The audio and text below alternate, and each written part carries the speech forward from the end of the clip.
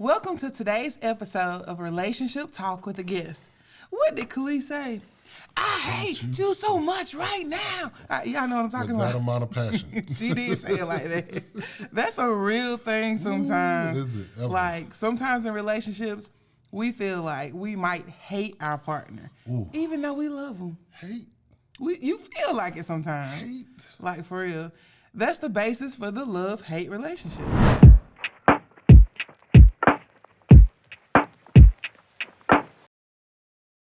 That is true. You don't actually hate them, but conflict can cause strong emotions that feel that way. Mm-hmm. Conflict is a natural part of the relationship, but we don't always go about resolving conflict the right way, do we?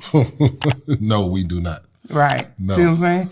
Sometimes we raise our voices and we say some pretty disrespectful things. Sometimes our response to the conflict is worse than the issue at hand. Yes. Like, we don't need to address conflict. I mean, we do need to address conflict when it arises. But we need to do it in a healthy and constructive way. Let's look at some strategies for conflict resolution. Okay. I'm feeling it. So our first strategy is probably the most difficult one to implement when emotions are high, but it's also one of the most important ones. You have to have open and respectful communication. Even when emotions are high? I'm talking about you have to. You got to. Yeah, you got to practice that. You got to create a safe and open space for dialogue, ensuring that both parties feel heard and respected. Use I statements to express your feelings and avoid blaming or criticizing the other person. You said a lot right there. I mean, you're also upset during this time. So what you thinking? Explain. Go on with the I statement. Tell them the I statements. So with I statements, you really take ownership for your feelings, for your emotions, what you're experiencing, and you're not blaming the other person for how you feel. So instead of saying, you do this wrong, or I'm sick of you, blah, blah, blah, you say, I feel disappointed, or, I'm experiencing, I'm angry right now. Yeah. Because of da-da-da-da. I see what you're So it's not you. It's I feel this way because I'm experiencing this because. Why you? But you're angry. And you have to watch your tone. Like naturally, you are going to want to show out. Yes, you do. When you're already upset. It feels like the tone somehow makes you feel heard. And you tell me that all the time. Like, who are you talking to? And when the tone is sharp, like... Because I know you ain't talking to me. Like, even just then. Because you see this is a physical barrier that I just put up between the two of us. Because even in his example, I ain't like the tone. She don't like that. Listen here. That listen here means I'm not listening anymore. To anything else that you have to say. Yeah. And if we have real conflict that needs to be resolved, we need to be able to communicate through it. We can't just sweep it under the rug, and we definitely won't be able to yell at each other. Right, because you're not getting anything done, but just heightening the emotions. Because, you match energies. You don't want to do that. That match energy is for real. What'd you say? Keep that same energy, playboy. Energy, playboy. Keep the same energy. That's him. Yeah, I am. I am the keep the same energy guy. Like, I don't know how to lower the energy. If your energy high, mine's trying to be higher, and it's almost competitive. And you ain't gonna get nowhere like that. No. So keep it cool, talk, use I statements, don't blame, try to get to a good place. So the second strategy is to use your reflective listening tools that we've talked about. Give your full attention to your partner and listen actively. Seek to understand their perspective without interrupting or formulating your response prematurely. Listen, we use that reflective listening one a lot. And that is, I'm telling you, that has really done wonders for our marriage. It is incredible tool to use. Make sure you say, all right, what I'm hearing you saying is this. And then that way the person can either, like you say, paraphrase, rephrase, restate, define, get everything on the table rather than take what you initially heard, which was wrong most of the time, and then make the argument about that. Because now the argument don't become about this. It becomes about what I think you said. What I think you said, Yep. right. And that comes about when we aren't listening. When we're already formulating our response before actually taking in what the partner is saying. Oh, yeah. You know, you hear the first little piece and you be like, as soon as he get done talking, I'm about to say this. I'm about to kill him on this because I got something from way back yonder I'm about to drop right at your front door. And sometimes, like if you came to me about a suggestion, I'm already not ready to hear it. I'm just like, I can't believe she want to talk about this right now. Does she know what I'm dealing with at work? Don't she know my dog just died? Don't she know my brother and me just got into it? Don't she know? Don't she know? Don't she know? No, she don't know. She knows what she came to talk to you about. But all you are is upset that she even put something else on your plate. And that needs to be said. Like, I got a lot on my plate right now. Can we do something else? Or your concern is important to me, but I don't think I can give you what you need right now. You get what I'm saying? Well, yeah. So listen actively. Actively. And make sure that you're understanding. Make sure you're paraphrasing and summarizing their points to ensure clarity, because clarity is what we want. Like, if you're in conflict, you have to have clarity on both sides. And I know that seems like a lot to do, like, you got to do all of that. Yes, because in the end, you want a resolution. And that's what we're working towards. Yep. So the third strategy is to be intentional about showing empathy and understanding. You try to put yourself in the other person's shoes and understand their feelings, needs, and concerns. Show empathy by acknowledging their emotions and demonstrating a willingness to understand their perspective. This is very difficult. It can be very difficult for some of us. For me, it can be very difficult for me to understand what it is that you are experiencing. So how do we proceed, and how do we help people like Maya, who don't naturally feel what other people feel? What's Siri talking about? Oh, child. Siri, I'm sorry, Siri, y'all. come on, this ain't your conversation. Siri interrupted us. That's rude. Siri just jump in sometimes. Anyway, Siri. So how do we help people that struggle with empathy, showing empathy, feeling what another person is feeling? You have to be patient, and you have to communicate what it is that you feel. And then me, as a person who knows that I don't naturally show empathy, I have to be open and really willing to try to understand what it is he's saying. Do you have an example of a time where you might need me to be empathetic? And I probably am not. I think, and you may do a good job of this. This is the only thing that comes to mind right now. There could be more specific examples that we go through that this will apply more. But as you know, as a coach, I may come in after a bad practice or a bad game, and sometimes, even though you may not be wanting to solve the problem or help me solve the problem or even hear about the problem, sometimes I just got to get it out. You don't even have to solve it. But I think if it doesn't matter to you and you rather talk about, you know, we probably have more important things. The children probably need a bath.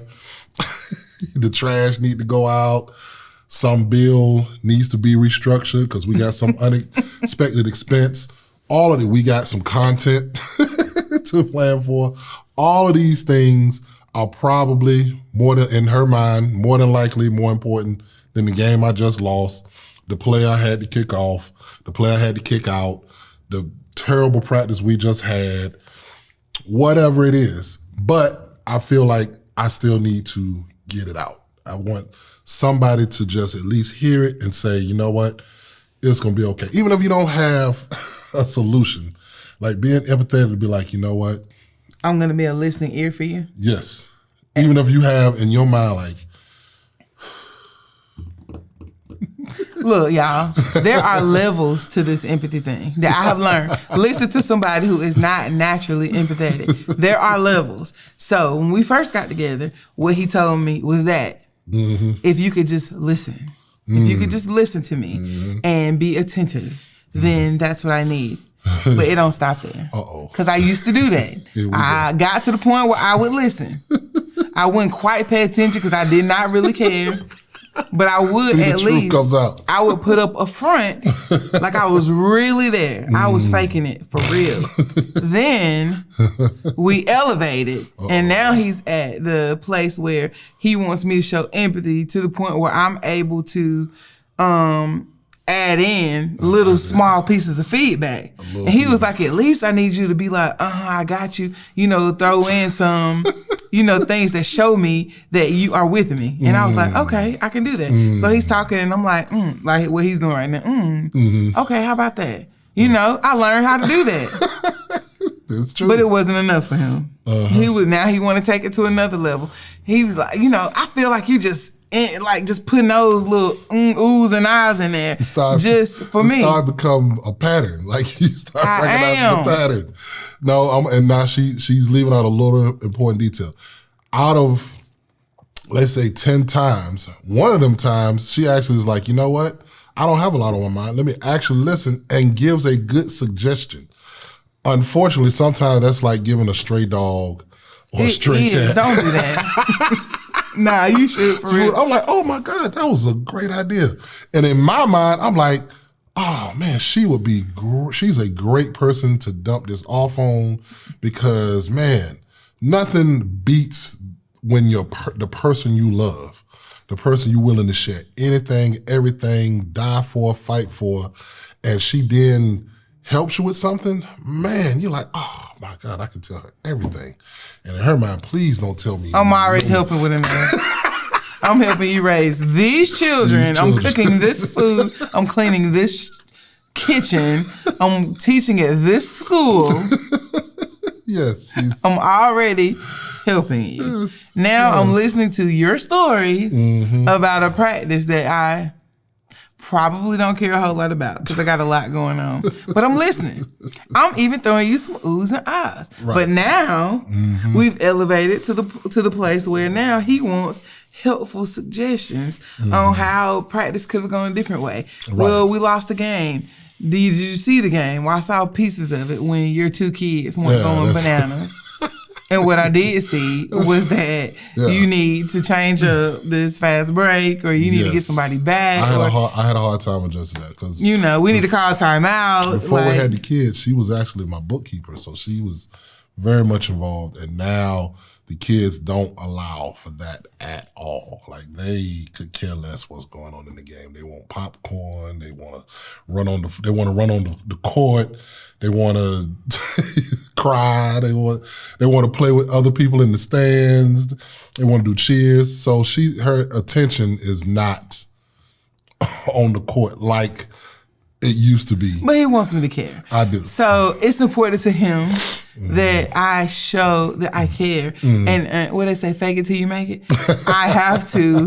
That's the only way. You got to get reps in with this empathy thing. Because I think I might be getting there. Little by little. We're using my example, but it could be something where your wife wants you to hear about an issue she's having with a friend, or an issue she's having with work, or she's not happy with her weight and she wants to come up with a weight plan. And this is stuff that you like, baby, I like you how you are. Why do we need to hear this? You need to make sure you're paying attention and at least giving her a listening ear. And if you don't have suggestions, just say, you know what, I encourage you in finding somewhere I don't particularly know, but whatever support you need me to give, I'll give. You got to give something. That's all you got? That's all I got on that. Right. That's the best I can do with empathy. He ain't through with me yet. I'm working on it. It's important. It is. It's important to show empathy, to show that you care enough about them to work on it if it's a struggle for you. Right. So number 4. Find common ground. When you are experiencing conflict, common ground is super important. Yes. Identify areas of agreement or shared goals to establish common ground. Like you are in relationship. You are on the same team. Like you have to remember your why. So you focus on areas where both of you can work together and find mutually beneficial solutions. Like this will help me. This will help you. So this is where you have to remember your why. So why did God even join you together? What is the purpose of your union? What is your purpose? Do you have kids to raise together? Yes, we do. Do you run a business that blesses other people? Yes, we do. Are you joining funds to pay off some debt or, some savings? Or are you saving for a house or a car or a trip? Yes, we do. Like, what do you have in common that is bigger than this conflict? I think that's where, that's where the common ground can be huge. I agree. Like trying to figure out in any conflict, what is worth making this resolution work? Yeah, why? Why? Why do I not want to fight about this? Yes. What's bigger? What is bigger than me right now? Is we bigger than me? Now, don't get me wrong. If you have a need that needs to be met, if y'all fighting because y'all not spending enough time together, because that's a common fight. But instead of, resorting to, you know what, I'm just not going to speak. He's not spending time with me, then I'm not going to speak to him. That doesn't resolve anything. Or I'm going to just start spending more time because I need sometimes with my girlfriends or I don't get no time with you. You ain't getting no sex. Yeah. Don't do that because that just now creates another conflict. Get to the root cause. Remember, what is the why? We got these kids raised together. So it is important that not only that the kids' needs are met, my needs are met. If my needs are met, then we can raise the kids better. Then I'm not as snappy when you come home and don't help me with the kids. Now you understand that I need time with you. I need to unplug. What's the best way to communicate that? So if you're in conflict and let's say it's me, let's say that I am frustrated because I don't get enough time with you. And this is a good example because as basketball coach, we're about to enter basketball season. It's fall now, and he's going to be gone a lot, and I'm going to be home, work all day, get the kids, get them cook, get them fed, entertain them, work on some school stuff, and, get them in the bath. And then he's going to come in when they're already asleep a lot of nights or on their way to bed. And I don't have a lot of time with him because now I'm exhausted and he's exhausted. And now he wants to dump, whatever he brought from the basketball practice or the basketball game on me. And I'm not getting quality time. So our time together, can be challenging. And so if I need quality time from you and you're coming in frustrated from something else, how can we get on the same page? Like, how do we come to a common ground right here? The biggest thing that I had to learn, especially with you, because you're a time manager, get that schedule ahead of time. Go ahead and look at your games. The days, because you're going to have days off. You're going to have weekends off. You're going to have something. That way, it gives her something to look forward to. Okay, he has a game Tuesday, Friday. He's going to practice every day this week. This Saturday, I don't have anything going on. He shouldn't have anything going on. That's going to be our Saturday. That way, the frustration you deal with through the week gives you something to look forward on a Saturday. Or, you know what? Thanksgiving break is coming up. He's going to get a few days off. Maybe that's a time the kids can go with a family member, or we're going to go somewhere with the family. They can play with the family. We can escape, do a dinner. Get that schedule to where you'll know what days you're going to have free, and hey, don't plan nothing on this day. This is going to be our day. And then that way you I got 5 days till this. This is going to be a long one. I got 2 weeks where he's going to be pretty much busy. And sometimes you never know. You get home early and feeling in a good mood, you can do something fun for just 30 minutes. watch a show before you go to sleep. I always try to do something also, even though I know at the end of the day, we hadn't had much time, I've started rubbing your feet more. Like that's one little small thing I can do before you go to bed, or I can agree, hey, even though you've been working all day, I'll clean the kitchen, even though I'm tired from practice, but I know you're tired from the kids. Little things like that, because you have attacked your schedule, gives you something to look forward to. Y'all saw me hit my elbow. It hurt. Look, I almost could I didn't know just tag my elbow. Ow. Oh, so, okay. In this scenario, because what did Life Jenny say? Hypothetically, of course. Okay. So in this scenario, if I'm frustrated because we don't have a lot of time, Right. and you said get on top of the schedule and find the free time, Yes. who is planning something for us? Like, who do you think the responsibility would be on? I ain't gonna lie, I don't want to own it, because it depends on, in your relationship, who is the better planner. There are some people who just are better at planning. I do think if you're the one complaining, the other person should probably have a say-so in planning. I think so too, and that's why I brought that up. Because in our relationship, Ed does not like to plan things for us. But in a situation where I'm coming to you with overwhelm, right, and I'm saying I would love quality time with you, but I'm exhausted and I'm overwhelmed, the last thing I'll need is for you to be like, oh, we'll plan us something. No, I'm tired. I see what you're saying. And so I need you to rescue me at that time. Gotcha. So that's a great idea. Right. But make sure that you are not, in your, suggestion or great idea, that you're not adding another task to an already overwhelmed person. I can see that. Because that could be, detrimental. I mean, I could be overwhelmed too. You know what I'm saying? Like, we're just happy for the free day. And it's like, whew, what are we doing? I'm glad that you said that. Because there are people that plan overnight things. They plan date nights. I'm one of them. That's one of my services for our business. Like I do. I plan date nights. I plan getaways. So if you are in a situation that we actually find ourselves in a lot, then you might want to look out, and bring in or hire someone to do that planning for you. If you are both too overwhelmed to plan date nights or getaways or things like that. So, yeah. Look, that was a little plug. That was a nice plug. That was cool. That was cool. That was funny. But yeah, make sure you get on the same page. So our fifth strategy is to focus on interest and not positions. What? What you talking about? Yeah. Focus on interest and not positions. So when people take strong stances or positions on topics, then there's usually a story behind why they feel so strongly.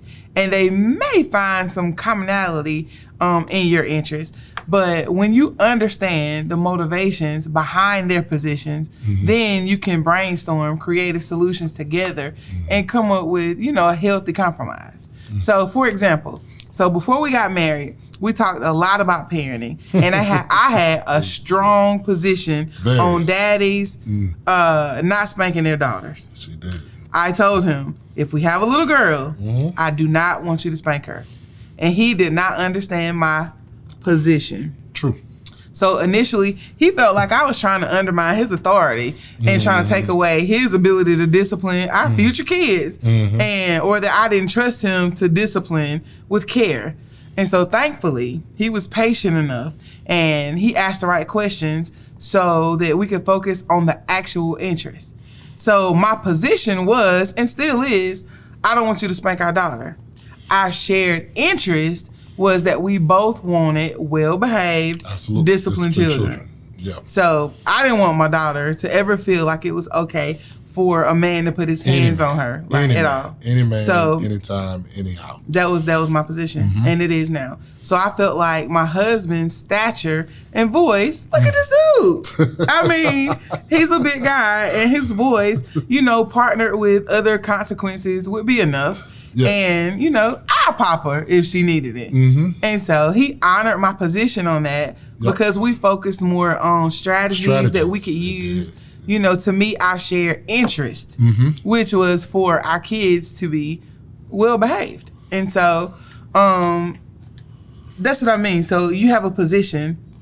And so we could have just argued that position. We could have. You're like, no, I need to be able to discipline my daughter. No, I don't want you hitting my daughter. And the thing was with me, it's not like I spank a lot. I'm with you. Like, I did not want to put my hands on my daughter that much anyway. But I did feel like if there was ever a line crossed that I needed it just in case. You get what I'm saying? I mean, let's look at her now. I mean, she ain't hitting nobody. Like, she is. I'm not. Our daughter's name is Brielle. She is. Daddy is. She's got me more wrapped in this ring does. Oh my God, I'm a minion. I'm a minion. He is. I hate to admit that, but I'm not the only one. I just want to say all the men in the entire family, because she's the only girl. First girl grandchild, the only girl grandchild.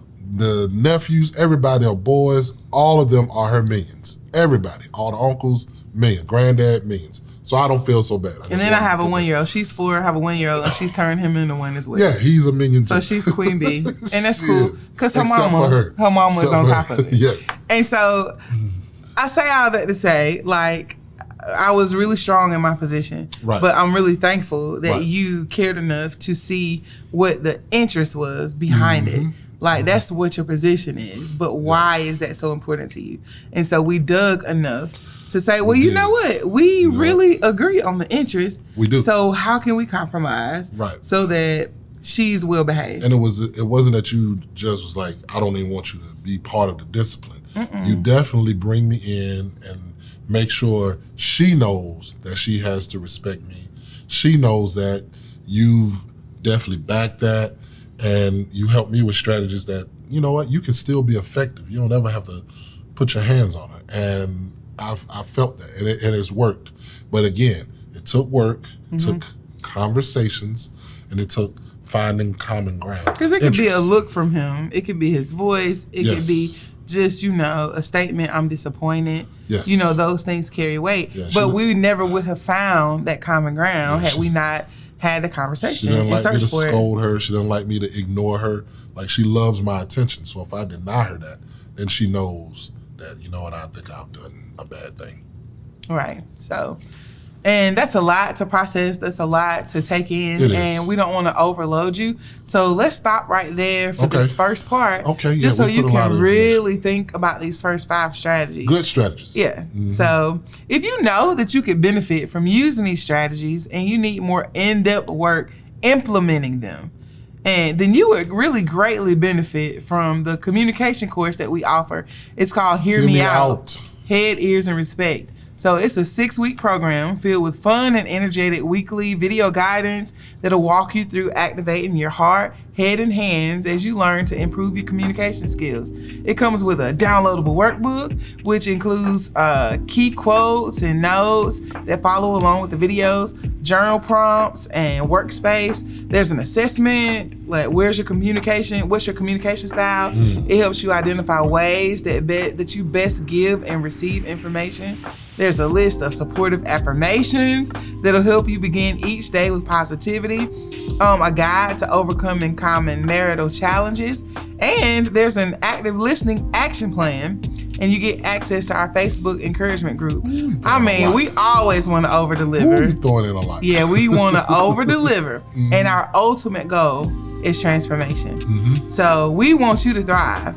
We want you to have a blissfully happy relationship. And improving your communication skills can be a great step in the right direction. So for more information on Hear Me Out or our coaching services, marriage tools, upcoming events, because you know we always putting something together, getaways, all the things that we offer, head on over to onevisionerc.com. That website again is onevisionerc.com. Thank you so much for getting in with us, and I hope you have a great day. We'll see you in part 2.